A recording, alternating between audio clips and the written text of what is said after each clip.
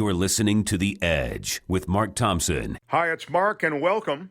My first pandemic. I don't know if anybody else has been through one, or so far, not a fan particularly.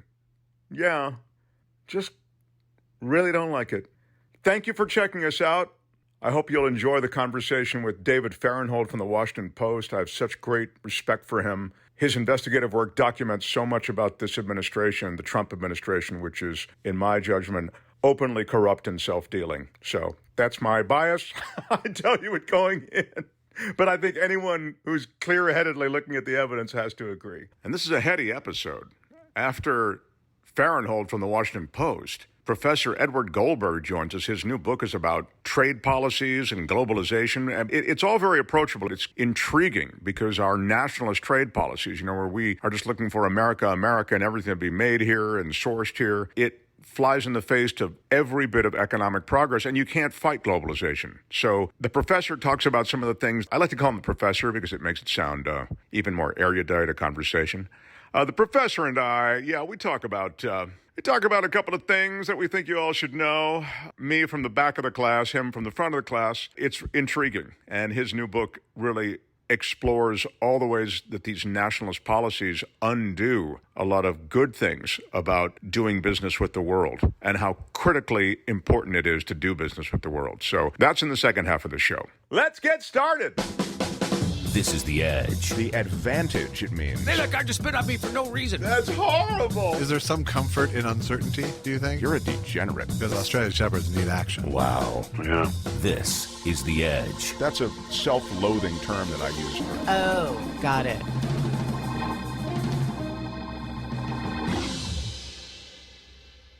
Always exciting to have someone who I think does such great journalism. He's a Washington Post writer, and he gets into everything associated with the Trump administration and money, and he'll show you the receipts. I mean, it's real investigative journalism and then conclusions along the way. David Farenthold. Hi, David. Hey, how are you? I'm well. Oh, look, I just said it. I love your stuff. You wrote a piece about the way Trump has handled the press and how he handles criticism, and it calls back to something I always felt. Now, you make insight I don't make. I'm going to be specific here in a second.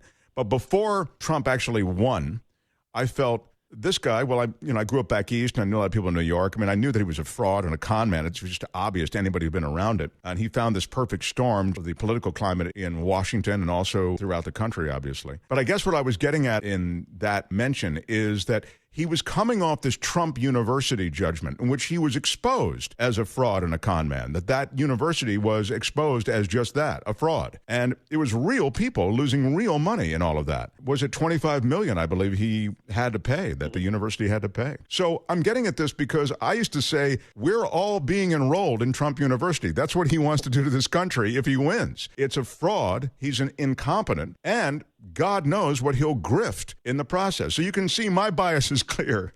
But then you actually do the column and discuss in a far more detailed way his strategy about deriding those who are critics. It's called Spin, Deride, Attack, How Trump's Handling of Trump University Presaged His Presidency. That's right. I mean, the Trump University story, it now sort of seems like a joke in retrospect, or something that got left in the 2016 campaign.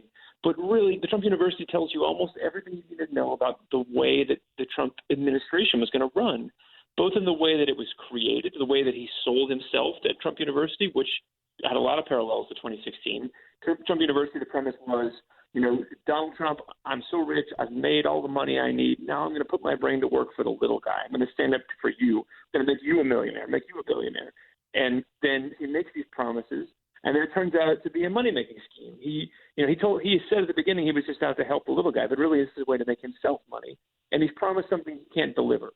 And then once people figure out he promised something he can't deliver, then you see what we're seeing now with the coronavirus, his strategy for attacking his critics, spinning off the media, getting people to back down. The strategies he used at Trump University are the same things he's doing now with COVID. And they failed in the same way at Trump University that they are failing now.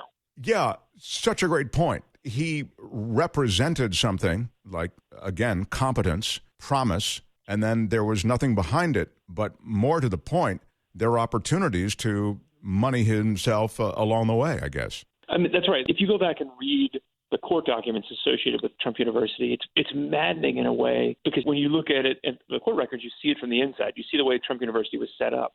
And there was never really any plan to give people what they were being promised, right? A lot of it was done in the middle of the financial crisis. People are desperate. They're trying to find a second job or a first job if they've lost their job.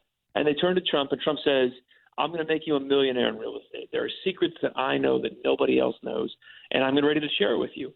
But it was all just an upsell. It was to get you in the door so they could take more of your money. And they would even say, look, I know we told you Donald Trump is a millionaire and he doesn't need any more of your money, but now you need to pay him some money. And the reason is just to show that you as a customer are serious. To prove to yourself that you're serious, you need to give Donald Trump some of your money. And to me, there's such a parallel with what he's done as president, just in the little narrow facet that I cover, which is he had said, I don't need any money. I'm giving back my salary. I'm doing this for the people. But what we've discovered is that he's been using the federal government to put money into his own pocket, to put taxpayer money into his businesses with every time he travels to his businesses. So that's it's such parallels where the premise is, I'm so rich that I can't be bought. I'm so rich that I can't be corrupt. And then once you get into it, you find out, wait, he's still getting paid off of this. Yeah, I mean, the corruption is unprecedented. The thing that I like about your piece also, you also talk to those who were suckered in. And, David, I should say as an aside, hey, if he made millionaires out of a bunch of people who went to Trump University, I mean, you could say, well, the guy did deliver. But the truth is it was all a fraud. What the people told us was that they got into this, they were suckered by the idea that, why would Donald Trump lie to me? He's so rich. He seems so nice on TV. Why would he lie to me? And what was billed as a class was just an upsell for the next class. But just to give you an example, people would go into these things expecting they'd learn secrets of how to make this money in real estate. But what they would do with these classes is they would tell all the students, okay, as an exercise in showing how good you're going to be at real estate, I want you to call all your credit card companies and increase your borrowing limit. Tell them you want to borrow, if you can, your credit card limit is $5,000 now, push it up to $20,000. And we're going to do that so that tomorrow in your Trump University class, we'll show you how to use that money to buy real estate, and you'll be on your way to making money. But really, once the students pushed up their credit limit, the Trump University people said, okay, well, you can take the new borrowing power you have and use it to spend on more Trump University classes. Now you can buy the $30,000 Trump University class instead of the $20,000 class. There was really no plan to teach them how to be successful in real estate. The whole point was to get you to buy the next thing.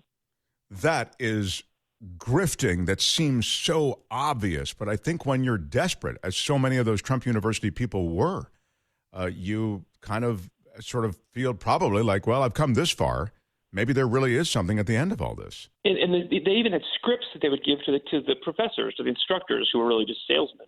That when people would say, well, thanks, I'm not going to do that. I'm just going to go invest on my own. That you can see the genius of it, kind of the evil genius, where they're like, alone, you're going to go out on your own. You're not going to, you're going to be lost out there. You're going to get pushed around. You're going to be a little guy. The safe thing to do is to give us your money and to invest with us. And there's such parallels to the way Trump's rhetoric is now. If you leave me, you're going to be lost to the socialist. If you leave me, you're going to be lost to chaos.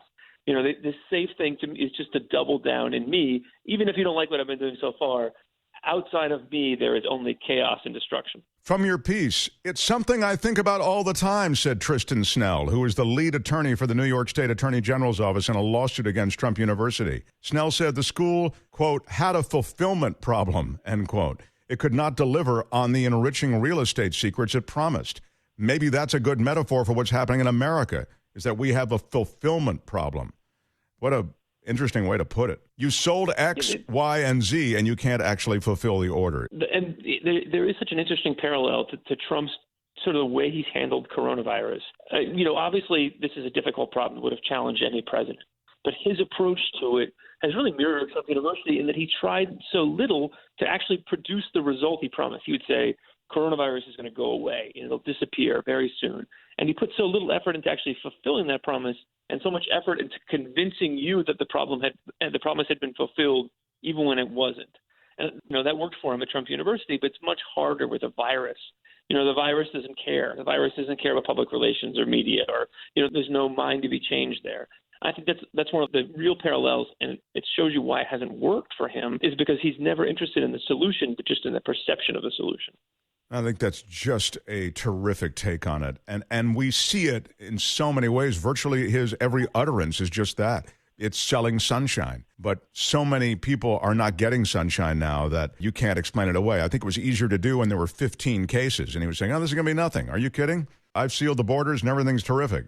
Now you have an unprecedented economic challenge ahead of him and ahead of this country. And he seems ill-equipped to handle it because, as you say, his thing is PR. Mm-hmm. One of the interesting things about Trump's career and the things that his ventures in the past, if you look back at his business career, there's sort of two categories of things Trump has sold.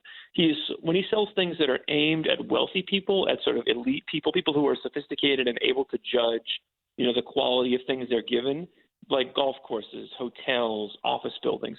Those ventures tend to usually deliver on what they promise, more often than not. They really are golf courses. They really are nice hotels. When Trump is selling something aimed at the masses, at people he'll never meet, at people who are going to spend a relatively small amount of money, will never meet him, but he's selling his image. Those are the ventures that tend to fail. Trump Steaks, Trump Vodka, Trump the board game, and Trump University. Those are the things that don't deliver on their promises often and fail quickly. And so it's been interesting to see what kind of thing is the presidency. Is it tailored to, is he doing it like a hotel where he takes care of every detail, or is he doing it like Trump University where he just tries to gloss it over and sort of bring in as much money as he can before people figure it out? The other thing that you talk about, I think so appropriately, only again because we see it over and over and over again, and we're seeing it now as he blames China, is that he begins to deride those things associated with the criticism. So in the case of Trump University, just to stay with it for a second, he is being sued, right? It's a suit about fraud, and he complains about the judge. He complains about the process, right? About not being being rigged and unfair to him. That's right, and you see that the case lasted into the 2016 election. Everybody remembers how he called the judge, who was an American who was the son of Mexican immigrants. He called that judge a Mexican judge. This judge is a Mexican. He hates me because I'm going to build a wall. That was just the end of a long string of efforts he'd made to attack the prosecutors, to attack the plaintiffs in the class action lawsuits about Trump University. Everybody was biased. Everybody was out to get him. No one was going to give him a fair shake. And I think we've seen that approach recur, again, with less success in the coronavirus, right? It's China's fault. It's the World Health Organization's fault. Anthony Fauci's fault.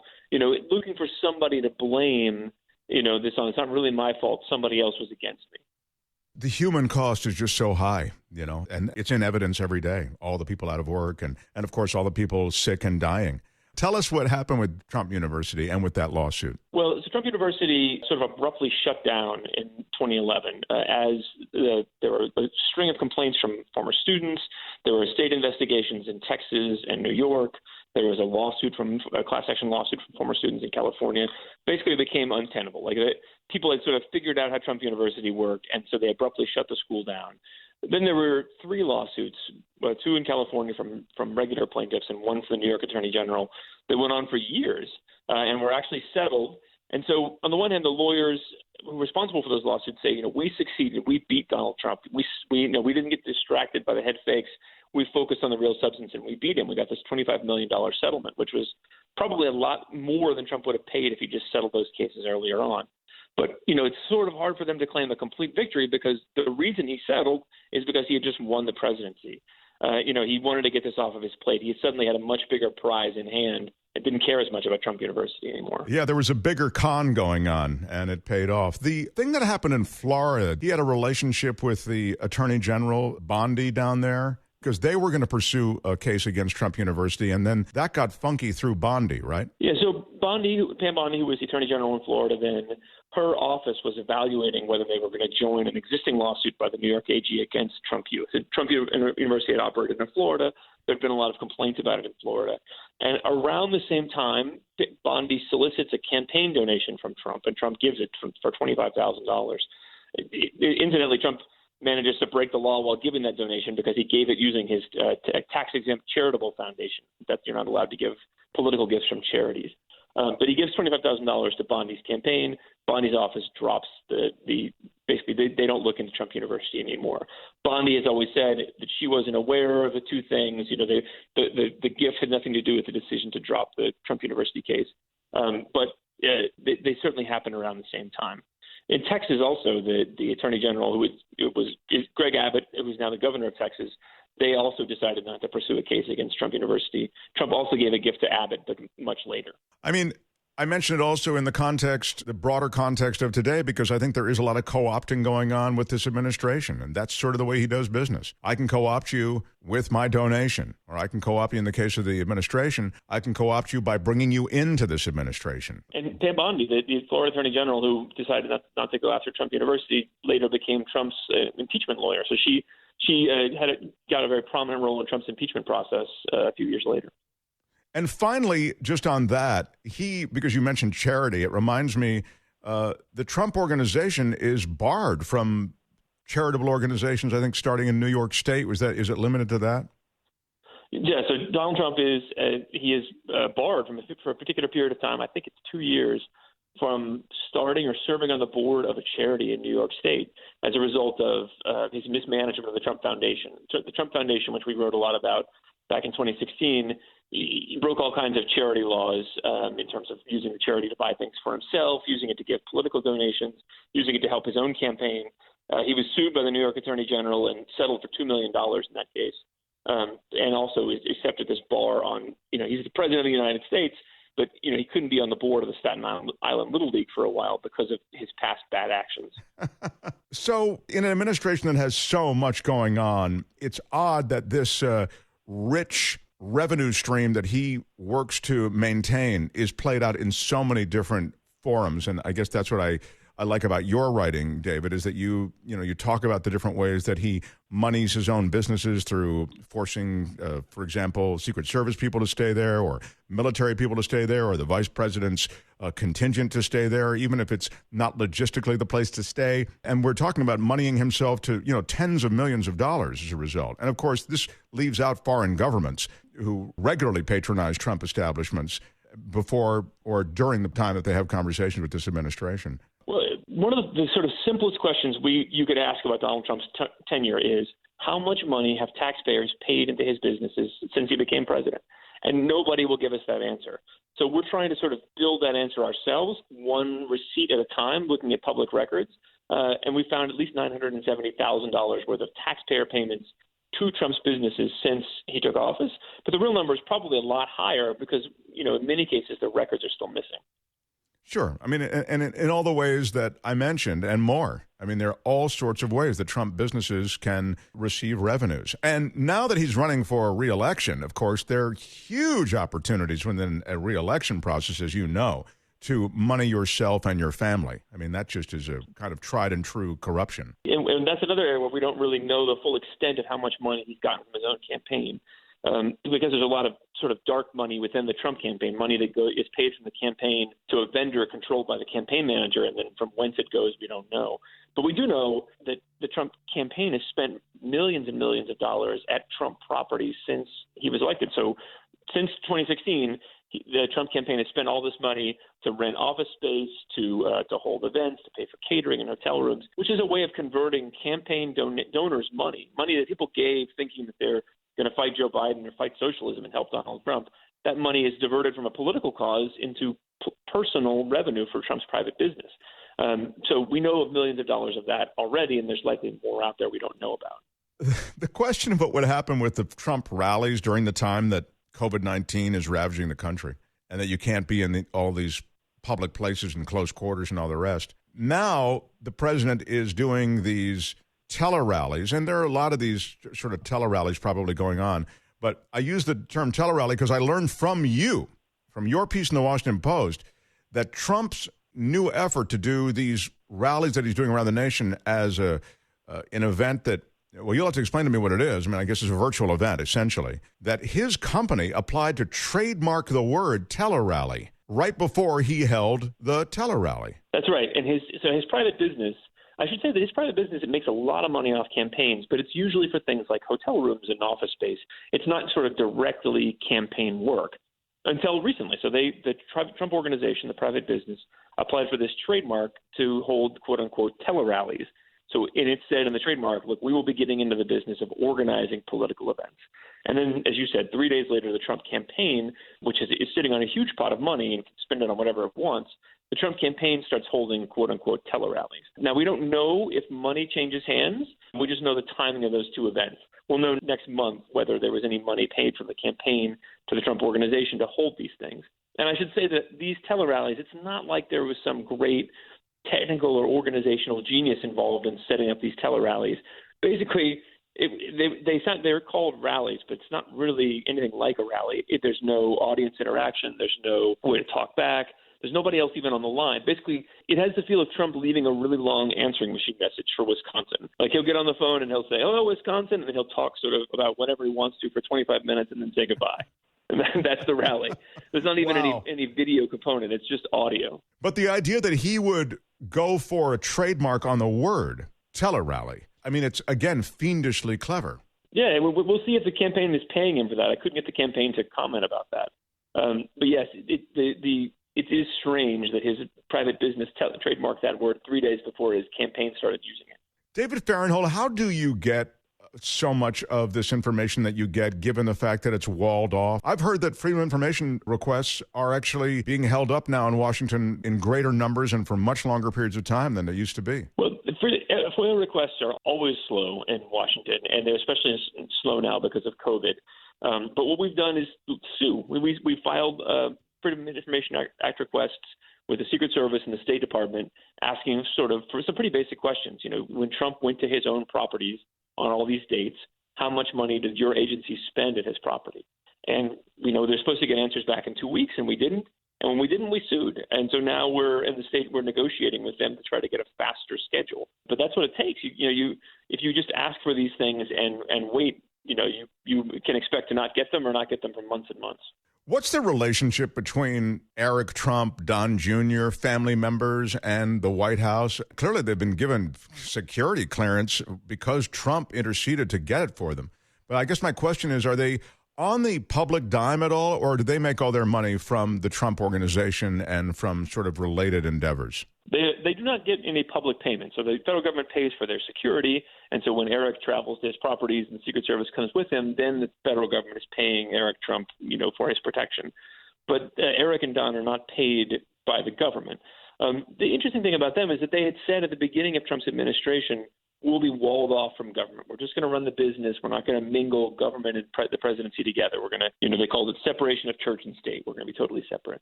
And what you've seen now is that the two of them, especially Don Jr., are sort of full-time campaign aides now. They're spokespeople from the campaign, and they mix sort of news about their business with political rants about Democrats on their social media. They sort of have a foot in both worlds.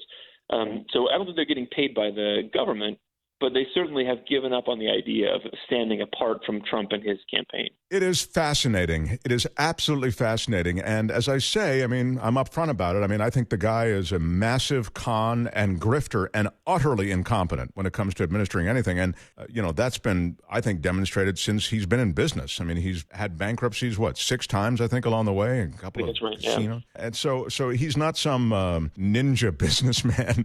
But look, he is president. He won. Also, I think, David, sort of the way we elect presidents in this country, it feels a little like high school sometimes. And I don't know that the Democrats play that game too well either. So he caught the right wave to make it all the way to shore. I'm going to link to your pieces, a couple of them. You should really just go on a deep dive with Farenthold stuff. It's so great. But I'll link to a couple of them on our website, and also wherever you're listening, you'll be able to link to it there in the description. David, thank you. It's a real treat to visit with you, and I appreciate it very much. Hey, thanks for having me on. David Farenthold.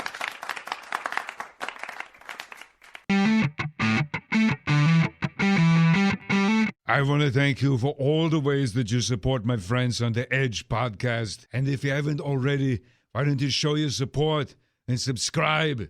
What's the matter with you? Go to Edge Show. Oh, it's Edge Dash. What's with the dash? Stupid. All right, edge-show.com.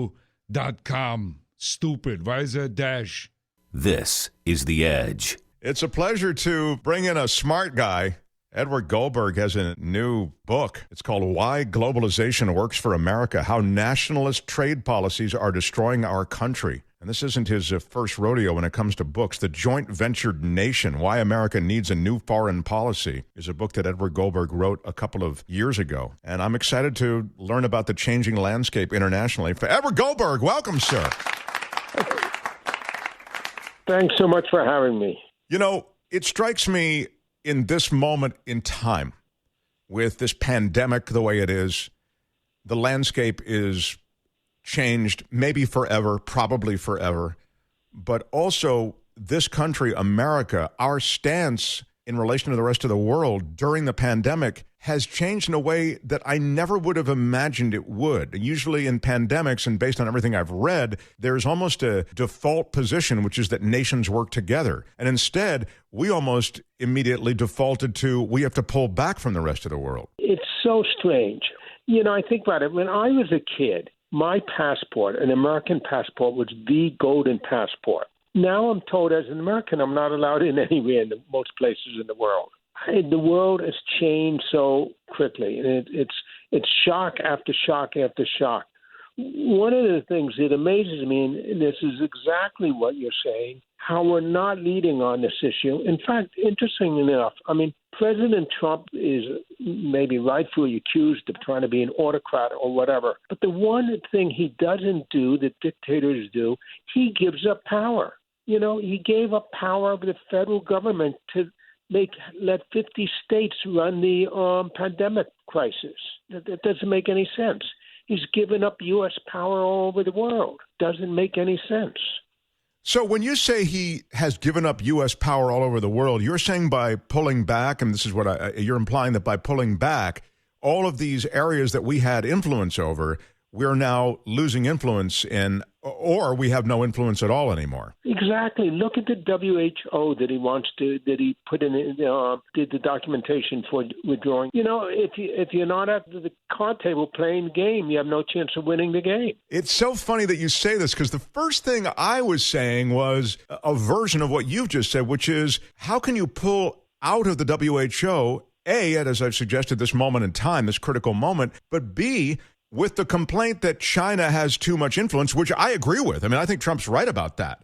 But you've now completely surrendered influence to China because you're not even in the game anymore, as you say. And America, with all the money that we have and our funding of the WHO, would have had power to perhaps press them to be less open or less malleable to China. Well, exactly. And this is on and on and on. We see this in the climate agreement. We see this. He wants to pull out of NATO. We see this with the TPP, which he never wanted to be involved in. It's constantly pulling back. It's constantly aggregating American power. Doesn't make sense to me. You know economics and global economics. Tell me about some of these trade agreements. Isn't he right? I mean, when I say he's right, I mean, I don't think he knows what's in the trade agreement at all. I think he's a, pretty low information guy, to be kind. But what I'm asking you is, it's not as though every trade agreement is a good one, right? Not trade agreements aren't perfect documents. They're full of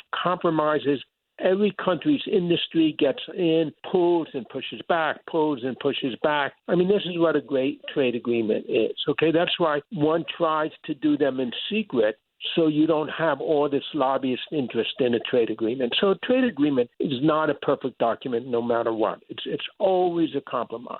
But in general, the majority of the trade agreements the U.S. has been in since World War II have actually favored the U.S. because we're the largest economy and we've been able to write the rules. Now, of course, if you pull back, we can't write the rules anymore. When Trump came to power with the, they're all bad, those people are bad, that document is crap, the Iran nuclear deal is awful, this trade deal is awful. Was there truth to any of these things? I mean, you don't have to evaluate each and every one, but I guess what I'm trying to say is, you've just suggested in your comment, well, actually, because we're such a strong economic power, America was able to leverage a lot of that power in these trade agreements. Yet Trump rose to power with the idea that somehow we're being had by the rest of the world. Trump, to a certain extent, built a constituency on the folks what I call the refugees from globalization. Trade always hurts somebody, okay? So let's say the majority of the country truly benefits from jeans not costing $340, which they would be if they were made in the United States, but cost anywhere from $60 to $120, right? The whole country benefits from that. But, if you were a textile worker in North Carolina, you wouldn't benefit from that. You might not have your job. So there's always these people who get hurt from trade deals or from free trade. Trump put together a coalition of the people who got hurt. It's striking that he was so tuned in on some level to that crew. I think in large measure it was maybe luck, because he has a very negative message and a very combative message, and it just resonated with those who have felt left out of the economy under both Republican and Democrat administrations. Oh, I agree with that. But this is also a guy, who grew up in the real estate industry. Of course, there's now a book that's becoming more and more, of course, led by his niece about this. But he grew up hating regulation. Think about that. Because his zoning law would say you can't build here, where he thought there'd be a profit of building here. So his whole life has been hating regulation, which might better everybody else, but didn't benefit him. So he comes, I think, to office with this natural mindset that whether it's a regulation by a trade pact or it's a regulation by the U.S. Congress, that regulation is harmful. Well, the idea somehow that we were being had by the rest of the world in all of these agreements, and pulling out all the agreements, you sort of went down a list of a few of them. It made no sense to me off the top. I mean, leaving the agreements aside, it was clear that he had no idea what was in the nuclear agreement with Iran. No, he had no idea what was in the nuclear agreement. Or early on, he started his fight with China over steel. This is the most amazing thing. He picked steel for many reasons. One of it, I believe, I don't know this for a fact, is the Secretary of Commerce made a certain amount of money in buying old steel plants and facilities. But think about steel. Steel, it only employed 80,000 people in the United States. It was a minor industry, and it lost tremendous amount of jobs over the last decade, but those job losses were primarily from automation. 1970, it took 10 people to make a ton of steel. Today, it takes one. So he's making yes, there are disgruntled steel workers all through the steel-making region in Pittsburgh and in Toledo, Ohio, and all these areas. But, the real enemy here is automation. Yeah, and it is the case, I guess, that there are just certain economic realities and almost an immutable quality to these things that change the way production is done. And as you suggest, automation was the big one. And you also suggest in your book, globalization has reshaped this country economically already. Yeah, and it's, as I said, using the example of the genes, using the example of, take the state of Alabama. When we were all growing up, we thought Alabama, this deep southern state, was really cotton plantation country. Now it's one of the largest exporters of automobile parts in the world. Globalization.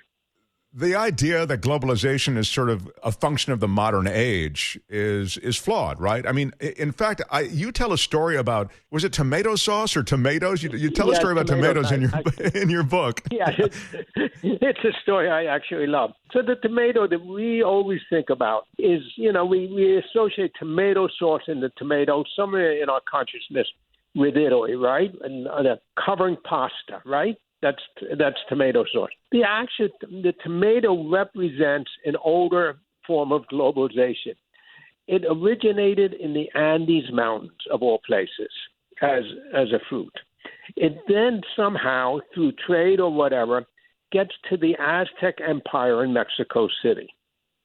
The conquistadors conquer Mexico City, and they discover this new fruit, the tomato. They bring it back to Spain. Takes a little while, 50 or 100 years, it finally gets to Italy. Italy, they see it not as something to eat, it's a great story, but as a table decoration. Cosimo de' Medici actually writes a letter about it, that this beautiful table decoration is the tomato. In Italy, they're afraid to eat it because they think it's red, it's the devil's food in the early Renaissance. Finally, someone decides to cook it, and it becomes the tomato and tomato sauce we all love. So now, okay, it's in Europe. How does it get back to the Americas? of all things, our third president, Thomas Jefferson, who you know was a great scientist, a great horticulturist, has a friend in Portugal who writes to him about the tomato.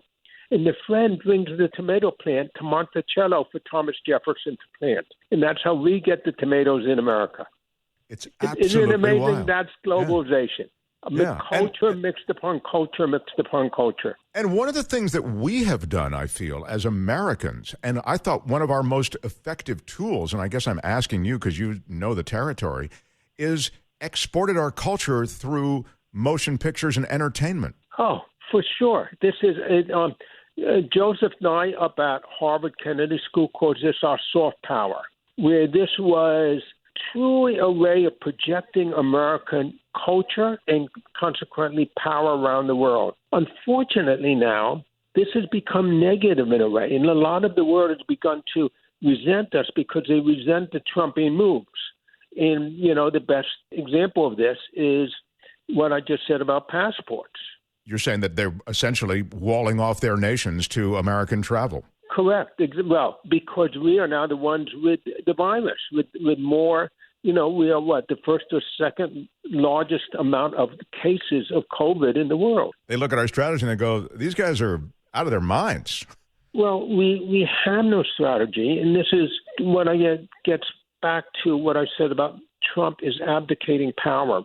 You know, in American history, the president in the White House, actually I mentioned Thomas Jefferson, from Thomas Jefferson on up. I mean, Jefferson seized power by buying the Louisiana Purchase, something that was not in the Constitution that a country can purchase this huge amount of land. He gives the presidency more power. From then on, the presidency constantly acquires power. And then, of course, during war, World War I, more so, then the New Deal, dramatically more so.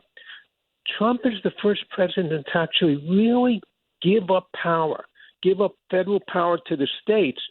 And the odd thing is he's given up the power to fight it, and it's during fighting a war. I mean, we've been attacked by COVID. Could you imagine the 50 states individually fighting the Nazis?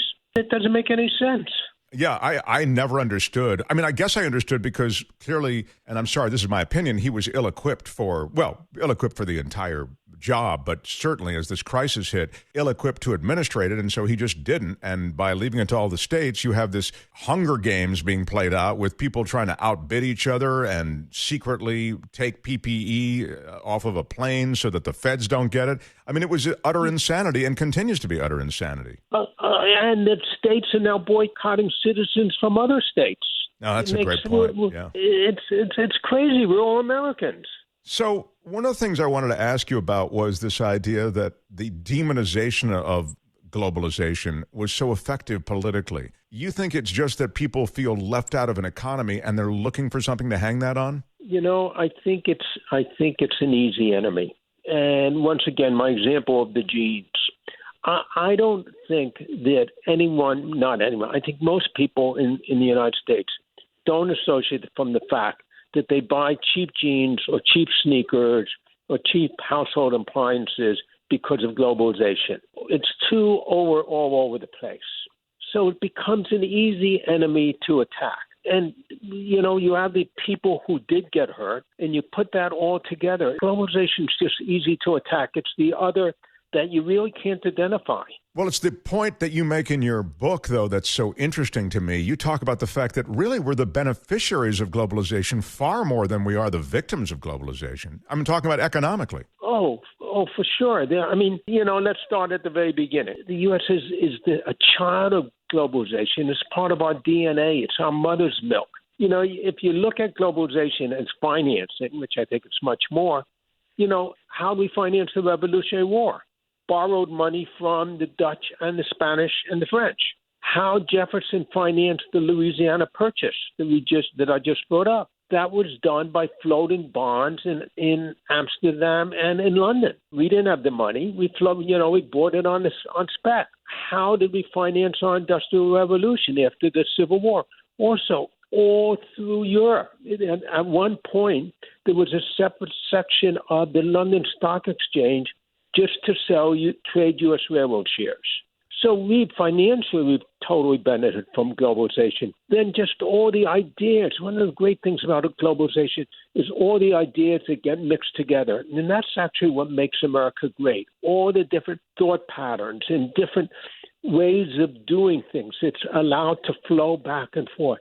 Well, that's globalization, a huge immigration in the 1880s and 1890s, and then later the Latin immigration, all brings in new ideas, all new concepts, and this makes us great. It is so odd, though, that it has been demonized, as we keep saying, the way it is. It's such an effective, as you say, an effective tool to be used politically against what are the facts, which are, as you've said, I mean, so reflective of the benefits of it to the U.S. economy. You know, you, in your book, talk about the fact that it's actually, and you use these words, the stealth economic stimulus associated with importing. Okay, so we always think about exports and export markets, but you talk about imports affecting the economy in a positive way as well. So stuff we get from outside the U.S. Oh, definitely helps. You know, it brings in new ways of manufacturing, new ideas. The country that closes itself off from new manufacturing, new technical ideas, a country like Russia, freezes in time. I mean, take a look at our auto industry. That's the best example in the late 1950s. I mean, it was making lemon after lemon after lemon. Why? Because there was no competition. It was a closed market. When the Japanese started to come in with these little cars, smaller cars, cheaper cars, but held together better on the road, all of a sudden Detroit had to change and make a better product. That's what competition does. That's one of the beauties of capitalism, as we all know, is competition.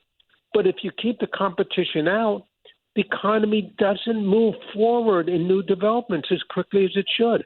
Let me ask you about these both tariffs and price supports. I mean, this kind of gets into another area, but you do talk in your book about how lucky we are in America to live in this place that has just been blessed by the fates, by good weather, you know, agricultural belts, and with all of these pockets of productivity.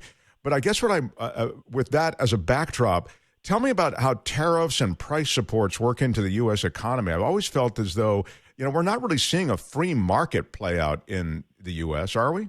No, not in terms of tariffs. Before Trump's tariffs, which are extreme, all tariffs are political in one way or the other to a certain extent. But before Trump's tariffs, you would have tariffs put on. It was a long process to lobbying to the various government trade offices. But what would happen with these tariffs, in general, you'd put tariffs on a product. What would it do? It would just allow the U.S. manufacturer to raise their prices. That's not always, but oftentimes. And if we look at the history of tariffs in the United States, the two biggest tariffs were in the 1920s, and they turned out to be economic horrors. They were brought on because of number one, like now, because of huge technological change in how the politicians deal with technological change when the constituents are unhappy. In the 1920s, believe it or not, the technological change was the automobile. 20% of farmland or more was dedicated to growing oats for horses. All of a sudden, those horses weren't around anymore. The farmers were, of course, very dissatisfied and were becoming this. Many were going into bankruptcy. They lobbied Congress for high tariffs against foreign food imports. Now, the strange thing here was there was hardly any foreign food imports. Maybe there was some olive oil or mozzarella. I'm being a little facetious here, but there wasn't much. We put on these huge tariffs. The largest one was called smooth hauling in the early 1930s. What does it do? We are in a mild recession with this agricultural pressure. We put on this huge tariff. So all of Europe puts on tariffs against the United States. So as an example, RCA radio was the largest radio selling in Europe. Now the huge tariffs are put on by Germany and other countries against American radios, and RCA loses its business in Europe. Ford Motor Company was one of the largest sellers of cars in Europe. Once again, we put on Smoot-Hawley. Europe puts on huge tariffs against Ford. We're having this little recession. All of a sudden, companies like Ford have to start laying off more people because they lost their marketplace. They can't sell the cars in Europe anymore. So it turned out that Smoot-Hawley was one of the great economic disasters in the United States. It wasn't the nail that led to the Great Depression. It was one of the nails that led to the Great Depression. It was also from the Great Depression, then we move into World War II. I mean, this is what happens with tariffs. And another problem with tariffs is tariffs are politically difficult to take away. They're not like a poker game. You know, in a poker game, you can pull out of the game. If your partner raises, you can say, I'm not going to raise, I fold, right? In tariffs, if China raises their tariffs, the U.S. can't fold because we have the political pressure to raise tariffs then against China. So it's very hard for the leader to pull back once the tariff game begins. That's so true. I think back on even the early days of this administration and the back and forth with China and how there's, as you have said, the best way to do it if you're going to do any kind of trade deal is to do it behind closed doors, away from the media spotlight. But you've got a president in Trump who wants to do as much in the media spotlight as he can because he's a photo op president. And correct. The details he leaves to others. So you end up in a back and forth with China, and he doesn't want to fold. And as you say, maybe politically it's difficult to fold anyway, but he takes that difficulty to a whole other level. Exactly. And, we look at who really got hurt with this China game, the Midwestern farmer doing soybeans and wheat. I mean, so they had this large market in China. Okay, China says rightfully, you're going to, put a tariff on our stuff. We're going to put a tariff on your stuff. Once again, this game of raising, like in poker. But the Midwestern in China Chinese who says, you're not the only one that grows soybean and wheat. I can buy it from Argentina. I can buy it from Canada. The problem is with a commodity. The only reason a customer continues to buy from you, because everybody else can make it, is because of your dependability. But once you lose the concept of dependability, it's hard to get the customer back because someone else has had time to build up dependability. So now that's where our Midwestern farmers are. Edward Goldberg, tell me about China holding our debt. What part of the relationship with other nations is dependent on that, and how vulnerable does that make us? Well, I think, in my judgment, it doesn't really make us very vulnerable at all. One, we could, in Congress, that would cause a huge economic tragedy and maybe a world war, but Congress could easily say, we validate that debt. We don't recognize it, okay? That debt is Treasury bills. So that's number one. Number two, every time if China threatens on that, they hold this asset that's worth a certain value, our Treasury bills. Well, if they threaten to do something about that, the price of those bills drop, so the balance sheet drops. That's really interesting. In a way, I'm so glad you made this point, and I must confess it didn't occur to me until just this moment. I've always felt as though we have an interest in America in the rest of the world being healthy from an economic standpoint. I mean, because we all trade, and their strength is your strength also. And I'd kind of forgotten that concept until you just made the point. Like, China wants us to be a healthy economy so that debt that they hold is actually worth more. Yeah, exactly. Look, President Xi he's not Angela Merkel. We can't say he's a good guy. He's very much into Chinese national interest. And he's also has tremendous political pressure now because of a failure on COVID, and also because for the first time since Deng Xiaoping took power, the Chinese economy is retreating. It's not growing. So in that retreat of the economy, obviously in a dictatorship where the public can't vent, puts more pressure on Xi to act more nationalistic. So negotiating with China is tough now. Unfortunately, we don't have someone negotiating for us at the moment who knows, who understands, and knows how to work around these sensitivities.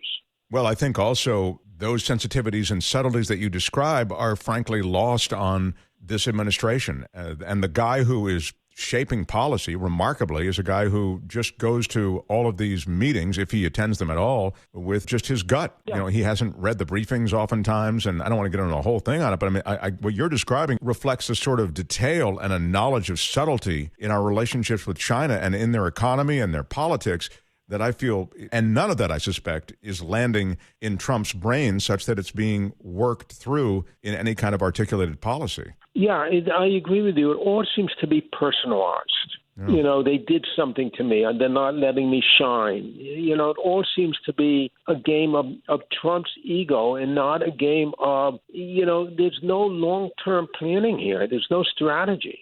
Before we wrap up, I want to ask you, Professor Edward Goldberg. By the way, I feel as though I would do pretty well in your class, Edward Goldberg, don't you think? I'd love to have you. Join us. This semester we're on Zoom. Finally, a professor who appreciates me.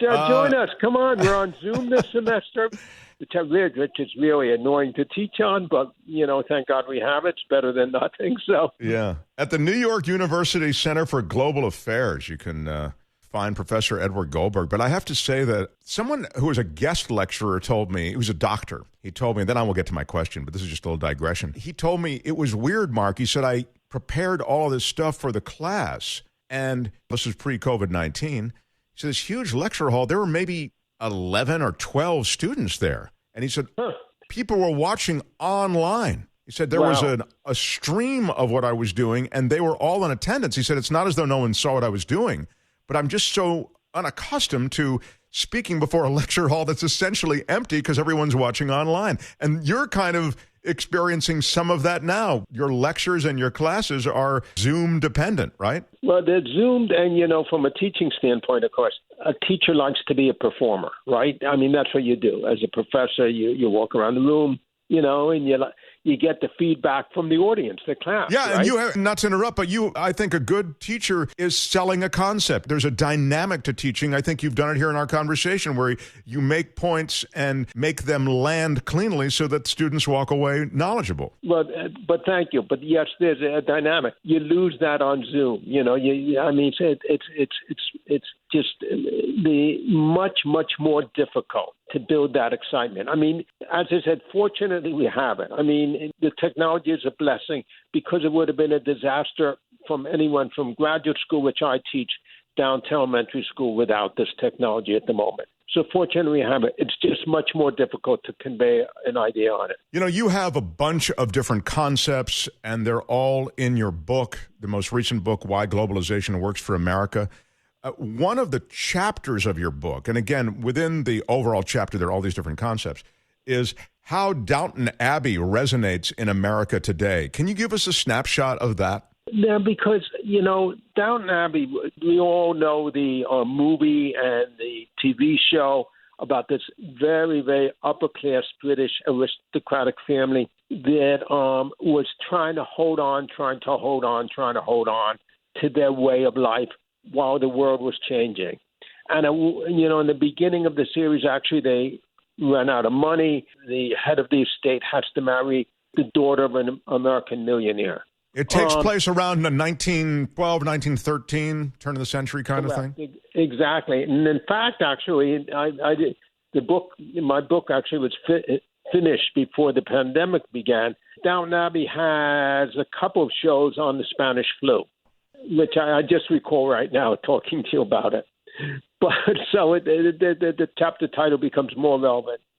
But to a certain extent, a lot of the backers of Trump, a lot of Trump's corporate backers are the old industries trying to hold on, whether it's coal or steel, as we mentioned, industries that are no longer truly the competitive place to be in the modern world. The modern world isn't manufacturing anymore. The modern world is thoughts. It's human capital.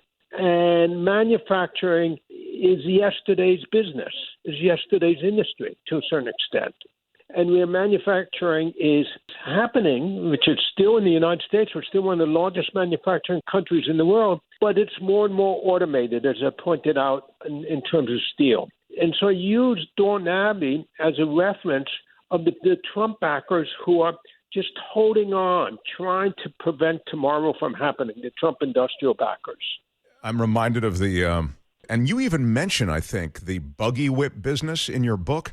Oh, yeah, which is actually this is a great Harvard Business Review article about. Yeah, tell everybody about the buggy whip. Well, it's actually, unfortunately, it's only so analogy. So there used to be what happened to other people making buggy whips when the automobile came about. Well, that was an industry that, instantly went out of business, obviously. But the good part of the story for those workers were America was booming with its new businesses, with the automobile industry, with the other industrial revolution era businesses, so that they could switch jobs from working in the buggy whip factory to working in the Ford factory in Dearborn, Michigan. The problem now in our massive economic shift that we're having in today's world is that we're moving from labor, where labor had a value, to where human capital has a value.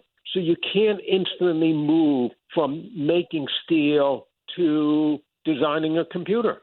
But what you're suggesting is, and in the Downton Abbey example that you mentioned, or in some of these examples that fit into the Downton Abbey category, you're saying as we change, we have leadership right now, anyway, in America that is clinging to the past, largely because they're being funded. When you say backers, you're talking about the huge amount of money that goes into these persistent policies, economic policies and political policies that don't really conform to the current day, economically or politically. Of course. And we have, for whatever we have that, and for leadership, once again, who doesn't see the need for change. We look what happened every time there's been a major economic change. This happens constantly. That's being human. New ideas come about, there's change.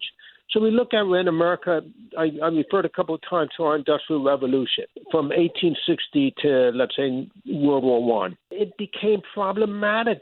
Monopolies were developing. Standard Oil was taking over the oil supply for the whole country. What happened?